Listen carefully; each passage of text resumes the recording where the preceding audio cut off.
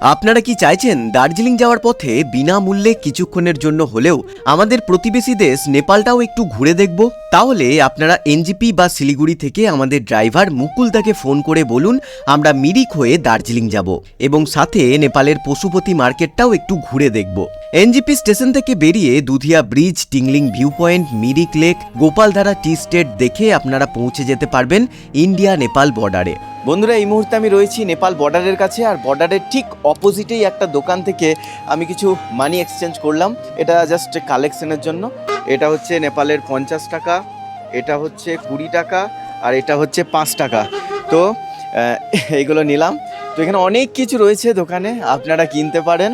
আর একটা কথা, যারা নেপাল বর্ডারে আসছেন, বর্ডার ক্রস করতে চান, এখন কিন্তু আর শুধু আধার কার্ড আনলে হবে না, ভোটার কার্ড অথবা প্যান কার্ড অথবা ড্রাইভিং লাইসেন্সও আমাদের আনতে হবে। বর্ডারের সামনেই অজস্র গাড়ি আপনারা পেয়ে যাবেন, যেগুলো করে আপ ডাউন 200 টাকার বিনিময়ে আপনারা ঘুরে আসতে পারবেন পশুপতি মার্কেট থেকে। চাইলে আরও দু একটা সাইট সিন নেপালের করতে পারেন। পশুপতি মার্কেট থেকে আপনারা নেপালের চকলেট, জামা কাপড়, ব্যাগপত্র, কালেকশনের জন্য নেপালি কয়েন ইত্যাদি নানা জিনিস কিনতে পারেন। এই হচ্ছে বন্ধুরা নেপালের একটা স্টোরে ঢুকেছি। দেখো, নেপালের কিছু চকলেটও নিয়ে নিয়েছি, আর নেপালের সব জিনিসই রয়েছে।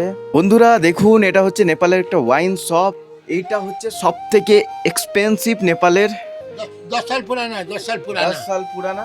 हाँ। इसका नाम है गोरखायनगंज। गोरखायनगंज। उसका प्राइस क्या है चाचा?